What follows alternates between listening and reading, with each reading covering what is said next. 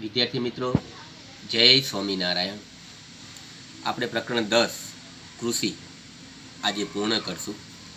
અગાઉના તમે વિડીયા નિહાળ્યા હશે, એમાં કાંઈ ન સમજાય તો તમે પૂછી શકશો. હવે જે પ્રશ્નો જે છે એ પરીક્ષાની દ્રષ્ટિએ એટલા અગત્યના નથી, છતાંય આપણે પ્રકરણમાં કોઈ ભાગ આપણે રહી ન જાય એટલા માટે એ પ્રશ્નને આપણે લઈ લઈશું. તો એક પ્રશ્ન આવે છે કે ભારતની કૃષિ પદ્ધતિ વિશે માહિતી આપો. તો આપણે એની ચર્ચા કરીએ. તો કે ભારતની કૃષિ પદ્ધતિ, એના નામ છે એક સજીવ ખેતી, ટકાઉ ખેતી અને મિશ્ર ખેતી. સજીવ ખેતી કોને કહેવામાં આવે? તો કે એની અંદર રાસાયણિક ખાતર કે જંતુનાશક દવાનો ઉપયોગ કરવામાં આવતો નથી, એવી ખેતીને સજીવ ખેતી કહેવામાં આવે છે. તો એની અંદર આપણે પ્રશ્ન થાય કે ખાતરની જગ્યાએ શેનો ઉપયોગ કરવામાં આવે? તો કે રાસાયણિક ખાતરની જગ્યાએ છાણિયું ખાતર છે, અળસિયાનું ખાતર છે, કમ્પોસ્ટ ખાતર છે, એનો ઉપયોગ કરવામાં આવે છે. જંતુનાશક દવાની જગ્યાએ ગૌમૂત્ર છે, લીમડાનું દ્રાવણ છે અને છાશનો ઉપયોગ કરવામાં આવે છે. આ ખેતીથી શું થાય છે, શું ફાયદો છે? તો કે આ ખેતીમાં જે પેદાશો છે ને એ પોષણયુક્ત હોય છે, એમાં સ્વાદ હોય છે, મીઠાશ હોય છે અને એની અંદર એ ખનિજ હોય કે વિટામિન્સ હોય, આ બધા પોષક તત્વો અંદર રહેલા હોય છે. પછી આ ખેતીની એના દ્વારા જે પાક ઉત્પન્ન થાય છે, બરાબર, જેને આપણે ઓર્ગેનિક ખેતી કહીએ છીએ, એની માંગ પણ વધારે હોય છે અને ખેડૂતોને આર્થિક વળતર પણ સારું મળે છે. પછીની વાત કરીએ તો ટકાઉ ખેતી. તો આની અંદર જમીનની ફળદ્રુપતા લાંબા સમય સુધી જાળવી રાખવા માટે દર વર્ષે અથવા અમુક વર્ષે પાકની ફેરબદલી કરવામાં આવે છે.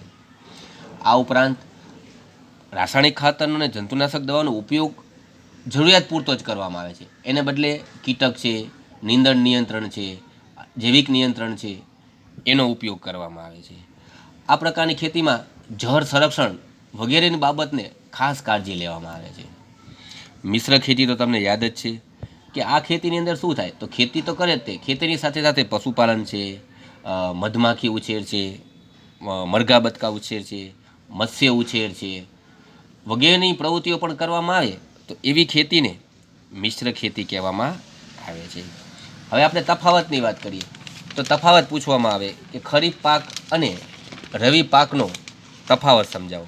તો એમાં તમને 4 શબ્દ યાદ રાખવાના: વ્યાખ્યા, માસ, સિંચાઈ અને પાક. વ્યાખ્યા: ખરીફ પાક કે ચોમાસામાં લેવામાં આવતા પાકને ખરીફ પાક કહેવામાં આવે છે. શિયાળામાં લેવામાં આવતા પાકને રવિ પાક કહેવામાં આવે છે. માસની વાત કરીએ તો ખરીફ પાકનો જે સમય છે એ જૂન જુલાઈથી કરીને ઓક્ટોબર નવેમ્બર સુધીનો છે, જ્યારે રવિ પાકનો જે સમય છે એ ઓક્ટોબર નવેમ્બરથી કરી અને માર્ચ એપ્રિલ સુધીનો સમય છે.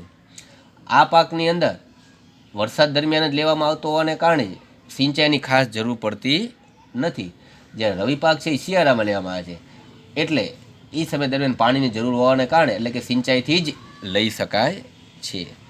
પાક ખરીફ પાક કયા કયા છે? ડાંગર છે, કપાસ છે, મગફળી, બાજરી વગેરે ખરીફ પાકના ઉદાહરણો છે.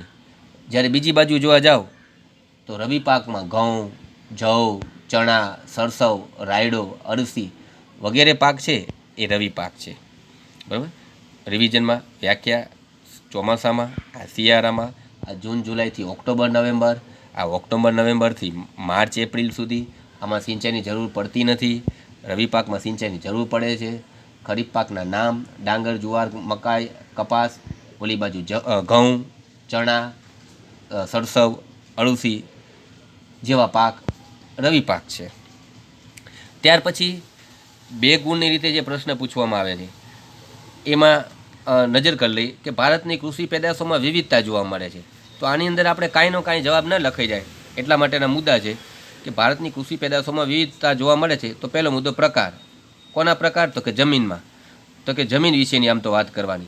તો કે ભારતમાં કાળી, ગોળાળું, પડખાવ, રાતી એમ વિવિધ પ્રકારની જમીનો છે. આબોહવા: તો કે ભારતમાં ગરમ, ઠંડી, સૂકી, સમ, વિષમ, ભેજવાળી એમ વિવિધ પ્રકારની આબોહવા છે.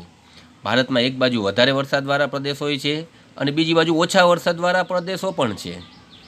છેલ્લો મુદ્દો જે છે એ આપણે ગુજરાતીમાં કેમ વણાનુપ્રાસ આવે, એકને એક શબ્દ વારંવાર, એવો મુદ્દો છે. એટલે કે જમીન અને પાકની એટલે કે જમીન અને આબોહવાની આ વિવિધતાને કારણે ભારતના જુદા જુદા પ્રદેશમાં જુદી જુદી ઋતુ દરમિયાન જુદા જુદા પાક લેવામાં આવે છે. ભારતમાં કૃષિ પેદાશમાં વિવિધતા જોવા મળે છે. તો ભારતમાં અલગ અલગ પ્રકારની જમીન છે.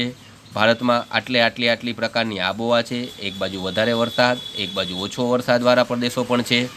આમ જમીન અને આબોહવાની ભારતમાં વિવિધતા હોવાને કારણે ભારતના જુદા જુદા પ્રદેશમાં જુદી જુદી ઋતુ દરમિયાન જુદા જુદા પાક લેવામાં આવે છે. જૈવિક ખેતીવાળો પ્રશ્ન જે છે કે આજે જૈવિક ખેતી તરફ વલણ શું કામ વધી રહ્યું છે, તો આપણે સજીવ ખેતીમાં વાત કરી લીધી કે જૈવિક ખેતી તરફ વલણ વધવાનું મુખ્ય કારણ શું?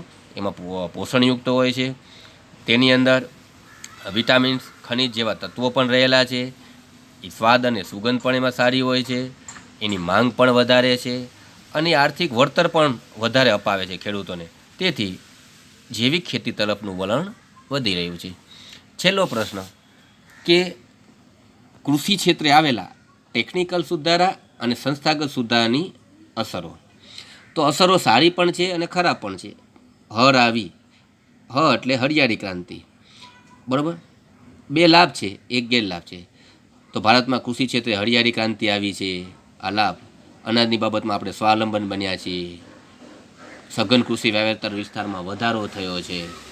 આ એના લાભ.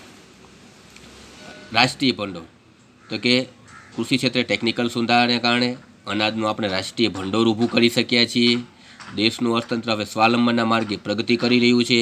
ખેડૂતોની આવક વધી છે, રોજગારી વધી છે.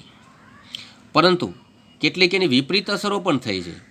જેમ કે જમીન, તો કે જંતુનાશક દવા અને રાસાયણિક ખાતરના વધુ પડતા ઉપયોગને કારણે જમીનની જે ફળદ્રુપતા છે ને એ ઓછી થઈ ગઈ છે અને તેના દ્વારા જે ઉત્પન્ન થતો પાક છે એ માનવી ખાવાને કારણે એના સ્વાસ્થ્ય ઉપર પણ તેની માઠી અસર થઈ છે. લાભ અને ગેરલાભ રિવિઝન લઈ લઈએ કે ટેકનિકલ સુધાર અને સંસ્થાગત સુધારની અસરો શું થઈ? તો કૃષિ ક્ષેત્રે હરિયાળી ક્રાંતિ આવી, અનાજના બાબતમાં સ્વાવલંબન બન્યા, સઘન કૃષિ વાવેતર વિસ્તારમાં વધારો થયો છે, અનાજનું રાષ્ટ્રીય ભંડોળ ઊભું કરી શક્યા છીએ, દેશનું અર્થતંત્ર સ્વાવલંબનના માર્ગે પ્રગતિ કરી રહ્યું છે, ખેડૂતોની આવક વધી છે, રોજગારી વધી છે. કેટલીક વિપરીત અસર થઈ છે કે રાસાયણિક ખાતર અને જંતુનાશક દવાનો વધુ ઉપયોગ થયો, એને કારણે જમીનની ફળદ્રુપતા ઘટી ગઈ અને એ પાકને કારણે એ માનવીના સ્વાસ્થ્ય ઉપર પણ એની માઠી અસર થઈ છે. તો વિદ્યાર્થી મિત્રો, સરસ મજાનું આ પાઠ છે. આ પ્રકરણની અંદર મેં તમને કીધું એમ 5 થી 6 ગુણનું પૂછવામાં આવે છે. તો આ પાઠની અંદર બને એટલી મહેનત કરી લેજો.